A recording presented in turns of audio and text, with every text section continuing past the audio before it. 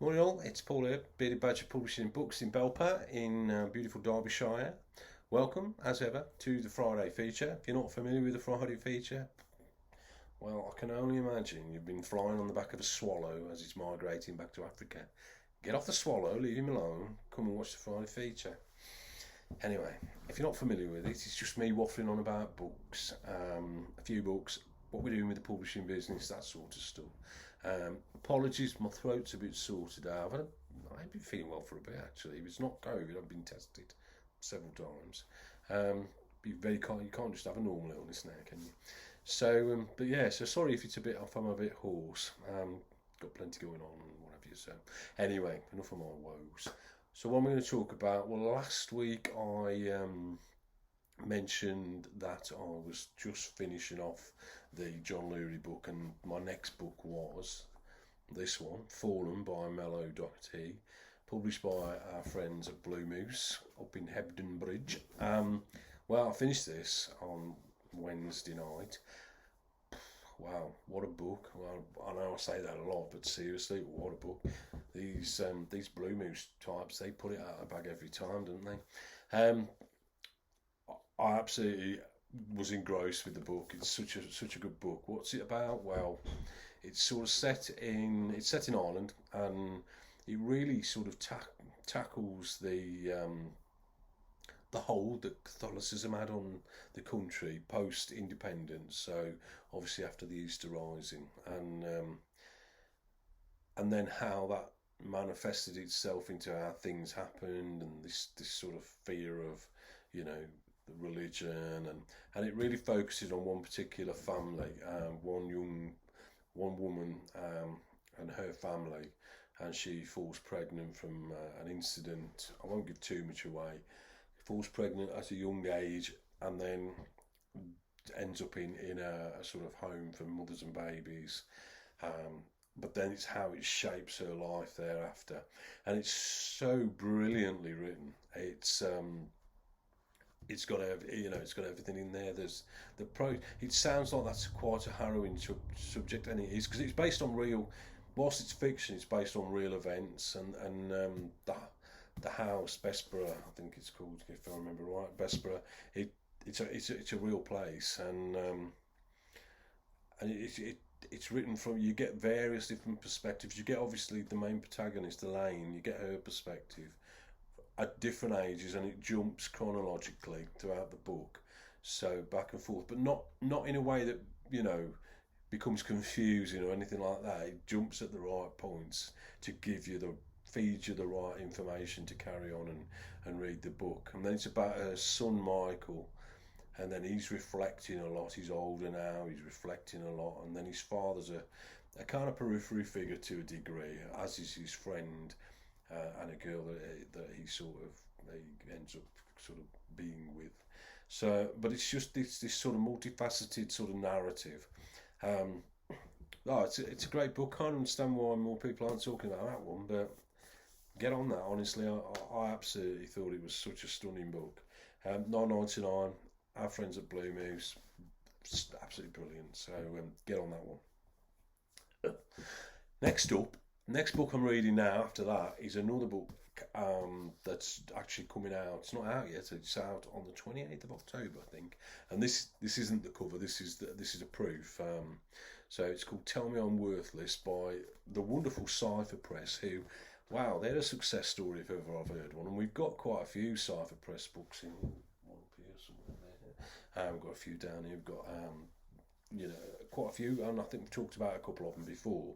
So, and I've read a lot of good things about this one, so I'm going to get on this. And it's I'll read the blurb on the back. It's a brutal, unflinching, haunted house novel that takes readers from the well of the literary Gothic up through Brighton's queer scene and out into the heart of modern day trans experience in the UK. So I think, you know, it sounds fantastic, sounds fascinating. So it's this sort of haunted house narrative. Obviously, it's the time of year for that sort of stuff, and but in a massive modern twist on it, and really, I think, holding a mirror up to society and how we treat the other. And yeah, I'm getting on that one. Start that one ASAP, and I'll let you know next week how I get on with that one, and obviously we'll have that one in the shop. It's not out yet, so I don't know. I'm guessing it'll be $9.99, I think, when it does come out, 28th of October, so a couple of weeks' time. So I'll let you know how I get on with that one. A couple of other things I want to have a quick waffle about. I don't want to talk too long these days. This one, I don't know if I've mentioned this one before, actually. I might have. But I was just looking at the hardbacks and seeing what we've got in the shop. And this one, we've had this one in for a bit, actually. And we did sell one copy, but I think it's a great sounding book. It's basically long players, writers on the albums that shaped them, edited by Gatti. And it's got loads of good writers in there. People like George Saunders, Jonathan Coe, Bernardine Evaristo, Joe Dunthorne, you know, some proper Daisy Johnson, Billy Bragg. And they basically pick an album. Eamon McBride, who picks Tinder Sticks by Tinder Sticks. That's good by mine. I like that. I'm having that. I just think it's a great little book. I love reading about writing and what inspires writers and things like that. So yeah, I'm surprised that one's still on the shelf, really. $12.99 as well, hardback. Get on that. Now yesterday was National Poetry Day, and well, as you know, we like to publish a little bit of poetry here in the Badgers set. So I'm going to do another little plug for that. I'm shameless. I don't care. So these 4 bad boys, and we've got another 5 that are coming your way between now and the end of the year. Maybe I need to do that. But we've got these 4. These 4 are all on the website, be it at badgerpublishing.com. All very different poetry chapbooks, ranging in sort of style, ranging in form, ranging in content, almost to the point where they really do complement one another. And they're only a £5 a piece, so why not treat yourself at National Poetry Day and get on it, get yourself a copy of those. So you've got Porcupine, Jack Cunnington, you've got Slantwise, Qweaver Jackson, they're the 2 recent ones. Then from earlier in the year we had Rory Aaron, Doglike, Becky Dean's Uninformed. So all super. Had some great reviews. David Gladwin did a recent review for us on Porcupine and Slantwise, which was brilliant, and they've gone down really well. So treat yourself, National Poetry Day. And while you're on that, I'm going to quickly plug a book by somebody I know, that's by our friends at Verve Poetry Press. Sounds Sean Connery, isn't it? The Man Who Ate 50,000 Weetabix by the wonderful Sophie Sparham. And Sophie's an absolute legend in these parts, and wonderful poet, but wonderful human, and we all need a bit of that, don't we? So this is a great little collection, actually, and I think it's a dad who is the man that ate 50,000 Weetabix, bless him. I actually had a girl in the shop the other day, a young girl who tried to work out if he had so many a day, how many years it would take. She was very young, and her maths was way better than mine. She got it right, and she worked it out anyway. So it's a lot of Weetabix. And some great poems in this collection. And there's one that was, I think it's called Sunrise Over Aldi. Yeah, Sunrise Over Aldi, that was came 3rd in a recent-ish competition that was judged by Lem Sisse, of all people. So yeah, it's a good one, that. So I think I might read it here. Do you mind? Soph, I'm sorry if this is rubbish, more reading, but anyway, it won't always be like this. Somewhere boys will put down their postcodes, weep into tracksuits, step over double yellow lines and loiter with one another.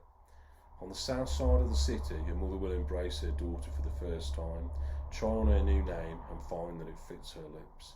Caroline, she will say, Caroline, Caroline, you look beautiful. It won't always be like this. Somewhere, a 70-year-old birdwatcher will buy a motorbike and find that he too can fly. A black woman will show a mixed-race girl how to tie a head wrap, and something in her heart will leap. Somewhere, someone will utter the words, I love you, I miss you, I'm sorry.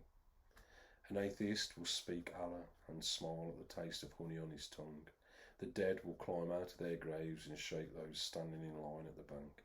Somewhere, you will look down at the stars shooting across the dual carriageway and decide to climb off the iron railings in the shadow of the service station, you will wait for dawn. Brilliant poem. Sunrise over Aldi, part of Sophie's collection. The man who ate 50,000 Weetabix. Verve Poetry Press. Wonderful poetry press, I might add. Stuart does a grand job with those. Stuart Bartholomew, grand job. £9.99 that one. Local ledge here in these parts. Get on it. So I think that's about it really. What is it? Got 10.5 minutes. We've got Derby Poetry Festival this weekend, which should be a good one. There's a few of the there's a Wordwise event on Saturday night at the Maypole, where we've got 4 of our poets. I don't call them our poets. 4 poets that we're publishing, or have published, that will be doing a little turn down at that. So that should be really good. Maypole's a great little venue. Loads of other stuff going on, so check that out. Derby Poetry Festival this weekend should be a good one. So that's it. I think that's me done. My short videos ended up being a long one again, no surprise there. So I'll have a quick recap. So Fallen, get on that, brilliant book, love it. Tell Me I'm Worthless by Alison Rumfitt, published by Sci-Fi. I'll let you know how I get on with that one. I'm going to read that this week. Long Players, Tom Gatti. If you want to know what writers listen to, what albums have shaped them, get on that one. £12.99 hardback. Then you've got my shameless plug of our wonderful books. Get on them, please. £5 a piece. Free postage. And then last but by no means least, Sophie Sparham, The Man Who Ate 50,000 Weetabix. Apologies to Sophie for my probably dreadful reading of that, but it's a great poem, isn't it? And you want to get on that. So that's the lot. It's farmers market this weekend in Belpart, so come down, buy some farmers markety things, then come down here, spend some money in my lovely shop if you don't mind. We had a really crap September on the back of a really crap August, so it'd be really nice if October was a bit better. Please. No, it's generally it's tough for retail generally, so I would, absolutely appreciate everybody that buys a book from us. And that's it really. Have a good weekend. We're open till 5 today. We're open 10 till 5 on Saturday, and that's it. Have a good one. You take care, everybody out there, and build back badgers. Ta-ra.